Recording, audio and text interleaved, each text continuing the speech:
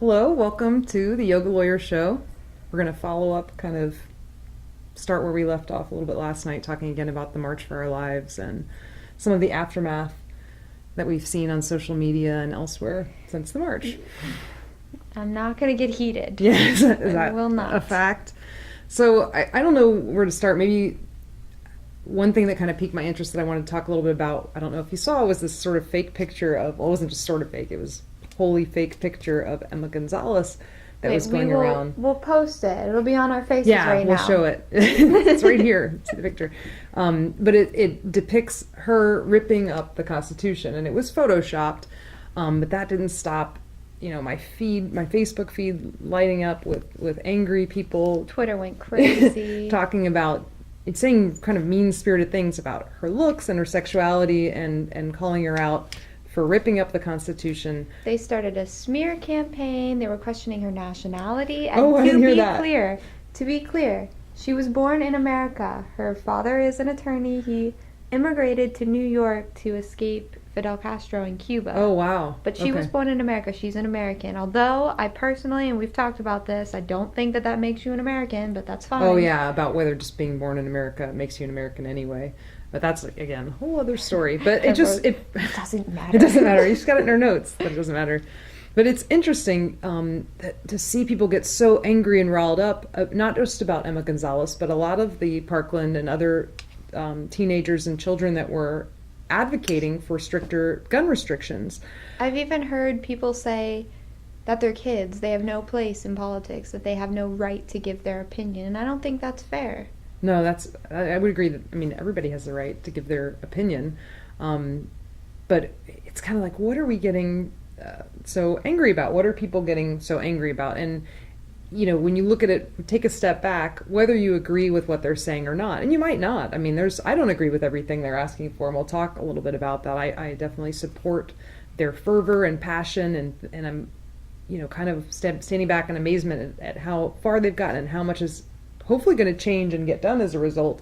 And that they're kids. And it's amazing, but I don't agree with everything, and that's okay. Yeah. Here's the question: can you disagree with some of what they're asking for and still be kind and nice and not turn this into the smear campaign, or just like we tend to see and we talk about here over and over again, where we just fall into this: it's right or left, it's black or white. Either you're with the Parkland teenagers, or you're against them. And let's take a step back. These are teenagers or younger. Some of the people at the march were even, you could say, children or kids who just had their friends die.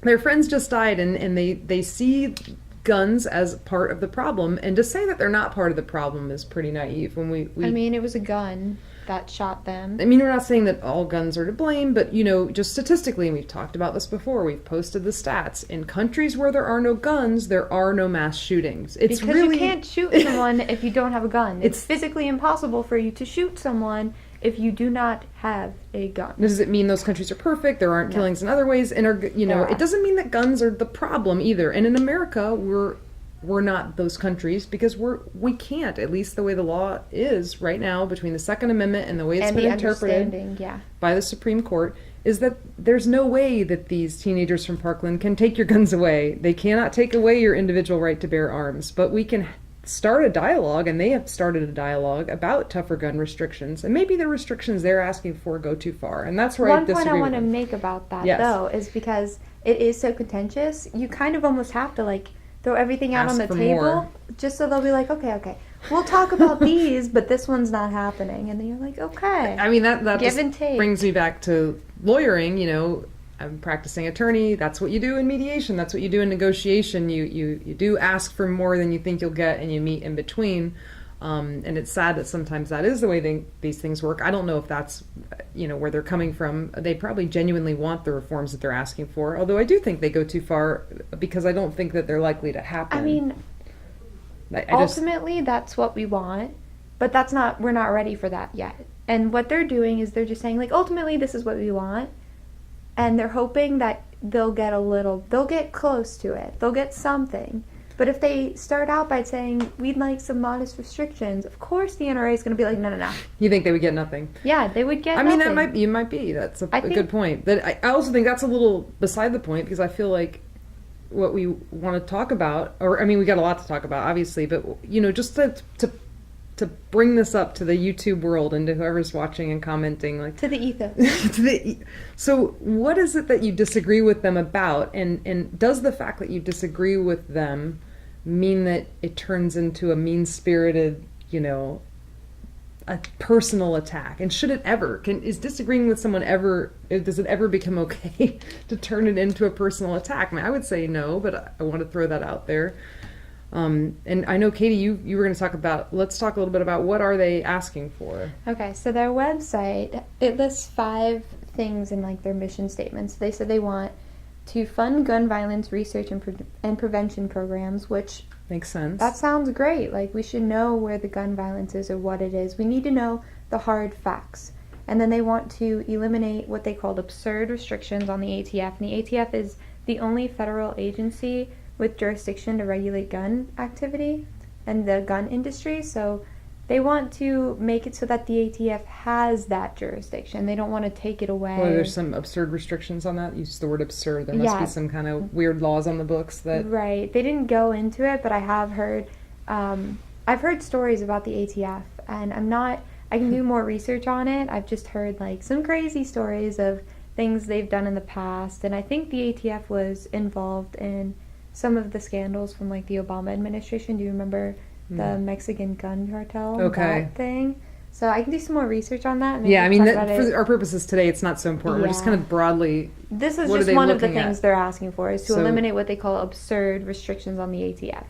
And then the next thing they want is a universal background check, which sounds good. I can get on board with that. Yeah, you want to have you want somebody who is looking to purchase a gun to have to go through a background check. Yes, I think most people would agree with that. Okay, I can't imagine that even the NRA, why would they disagree with that? But anyway, so what else are they asking for? Next, they want to ban high-capacity magazines of 10 bullets or more. Okay. So that would be those extended mags that you see in, like, movies and games where it's like a magazine that comes way out of the gun and shoots like 100 bullets or something. So 10 would just be, you could do 10 bullets at a time, basically. Right. And that would be for like that situation that James was talking about when you're going and hunting like a pig where you have to shoot it multiple times. Well, and let's put this out into the YouTube world. Like, what would be wrong with limiting a magazine to 10? Because that sounds reasonable to me. 10 seems like plenty enough bullets for self-defense, but if maybe you need, I mean, unless the person's jumping around like Flash or something, if you need 10 bullets to stop a person that may be attacking you, I don't think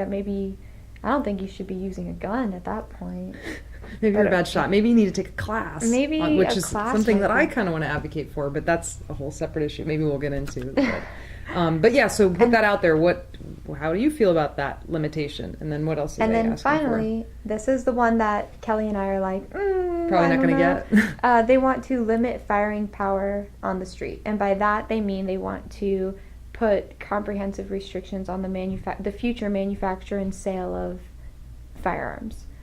And I don't know how... It's assault weapons in particular, it seems like. Like a lot of the things that I see calls for in legislation, and even in Justice Stevens' article, which maybe we can post a link to on Facebook. I don't know if we'll have time to get into it today, but... And we'd like to know your thoughts on that. But the main things he brings up are assault weapons bans, raising the minimum age, and then banning, I think, bump stocks, and there was another... Yeah, but at any rate... Which are accessories that turn your semi-automatic weapon into an almost fully automatic weapon, which allows you to rapidly shoot bullets in succession without having to like reload or readjust or anything. Which I think most people are against. But at any rate, the assault weapons ban is where we tend to disagree with them. And I mean, to limit firing power in the street, that's very broad, so we'd have to know specifically what they're getting into. But I like that they've kind of left it broad, which goes into a point we wanted to make too, is that I think they're willing to listen and talk and start a conversation. Like, just because they're asking for a ban on assault weapons and that's been brought up, it doesn't mean that they're not willing to hear both sides and talk about, well, maybe it's not a ban on assault weapons, but what about just making it harder to get assault weapons? The feeling that I get is that what they really want is something done. Yeah. Because this isn't the first school shooting, this isn't the first mass shooting, but we still don't have any comprehensive gun legislation, and they want something done. They want some kind of guidance, something that Congress has just not been willing to do because they don't want to pick a side. Well, it's just this weird thing that's happened where this line has been drawn between like the Second Amendment advocates and those opposed to, or those in favor of more gun control, that it's like you got to pick a side. And it's not that, like that picture that we started talking about, Emma Gonzalez is not trying to rip up the Bill of Rights or the Constitution and take away your Second Amendment right to have a gun. But your Second Amendment right to have a gun doesn't mean that it should be just so easy to get guns and to get assault weapons. Like, it makes no sense to me that it's harder to get a driver's license than it is to get an assault weapon.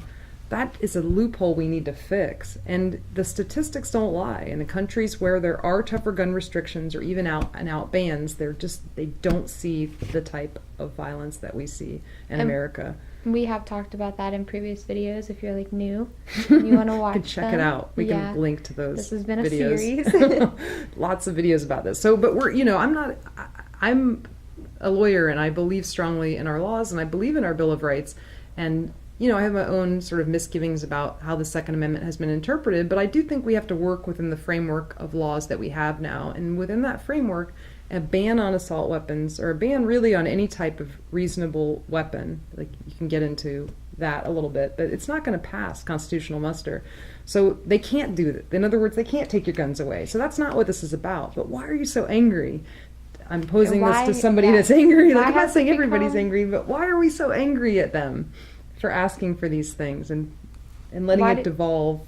Yeah, why did it devolve into a personal attack? Why are you attacking these people on a personal level?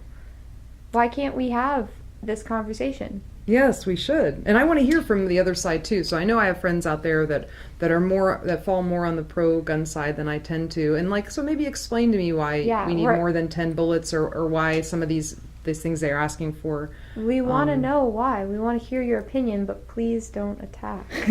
Let's be nice. And I really would like to know what other people think about making it at least as hard as it is to drive a car, to get semi-automatic or fully automatic assault weapons. And what about the framework that we already have in place in many states, including Florida, for concealed weapons permits? We have a very nice framework in place where you have to go to a safety class, you have to pass certain tests and background checks to be able to have a concealed weapon. Why couldn't that same framework be used for assault or close semi-automatic, like AR-15 type weapons? Like, why couldn't we have those same types of requirements? And that, how would that impinge on any of my gun-owning friends' rights? I'd like to know. And what's wrong with making that federal?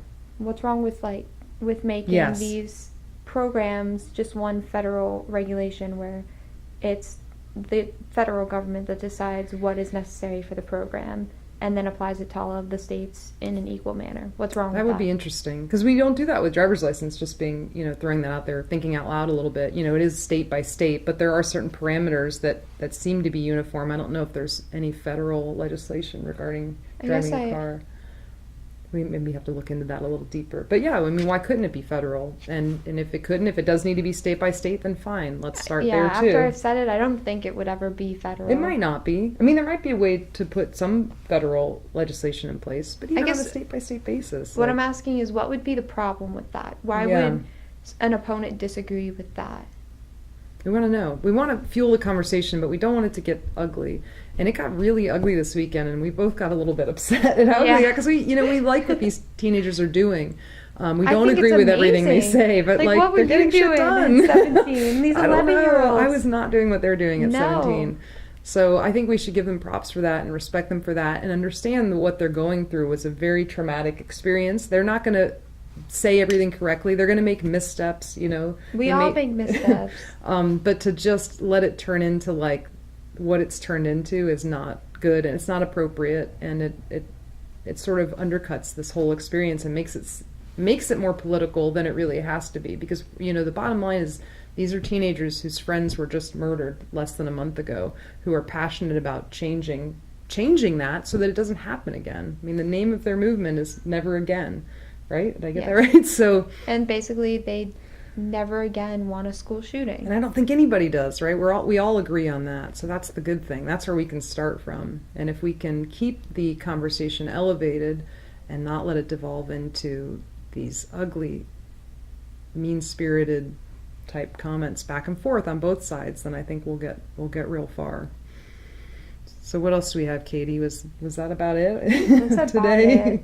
The only thing we didn't really talk about is being nice to him, to Nicholas Cruz. Oh yeah, that was interesting too, because sort of the counter movement to the March for Our Lives. There was that march out of class maybe a week ago, which is part of the March for Our Lives, and there was this counter movement that was march up, not out, which meant like march up, go up to a bully and talk to that bully, or not a bully, but someone who's ostracized. It so happens that Nicolas Cage was a bully, not so much someone who was being bullied. He was the bullier, not the bully. Although, you could argue all bullies probably have been bullied, but clearly, when we've read some articles from people who went to class with him, we could even post, there was a good one, I emailed you, we could probably post about that a girl that did really try to befriend him and acted as his tutor after he threw an apple at her back and tried to hurt her. But at any rate... So that's how you make friends. It's, I do think that we're not saying you shouldn't go up and try to help someone who feels ostracized or befriend them, but to say that these kids are to imply that these teenagers could have somehow stopped Nicholas Cruz by just being nice to him, and that that's the real problem. It's not guns. It's that we should be nice. It's that we're mean to them. What? I mean... We should be nicer. This is kind of what we've been saying. Like, let's be nice to Emma Gonzalez. Let's be nice to everybody. So everybody should be nicer. But to imply that that's the problem, we have to say maybe there's part of it is just our overall not being nice to each other. But to imply but where's that coming from? Yeah. Why is that happening? Well, why are we being mean to each other? Do you want me to get into the yogic perspective? Well, it's like what we talk about every week. It's because on an individual basis, we feel separate from each other because we're not connected. We lack this feeling of unity between our community and others around us and nature. So we feel like separate individuals on this cold, harsh earth, and we feel like it's okay to hurt others because they don't feel like they're a part of us. And if we can reconcile those things within us, then we'll find that our communities start to get bigger and brighter, and we act like a more unified whole. It does happen on an individual level, but the good news is that not everybody has to do it, because not every person out there is willing to take that individual journey into ourself, into themselves, to really reconcile the light and the dark. But the more that people do it, if 10% of the people out there start really doing some inward work, how about the people who started this movement? Why don't you be the initiators of that? Why don't you be the people that start your own inner journey on an individual level? Because I feel like this campaign that they started of just be nice to him. Yeah. But what are you doing? Are you going to actually start being nicer to people? Or are you just going to reprimand people in hindsight? That's the question. Because if they're saying that and they really are being nice to other people, then that is going to help the situation. I support you. But if you're just going ahead and looking back and shaking your finger at people, you're not going to enact any change. You're just going to make people not like you. I don't know. Exactly. So yeah, we got a little fired up today. We did. I said it when you cheated. I said that. I did too, but this weekend did get us fired up, I guess, just watching the events unfold. So we put a lot of things out there. I'd love to hear feedback, comments. As always, be sure to subscribe, and we'll see you next time. Thank you for watching the Yoga Lawyer video.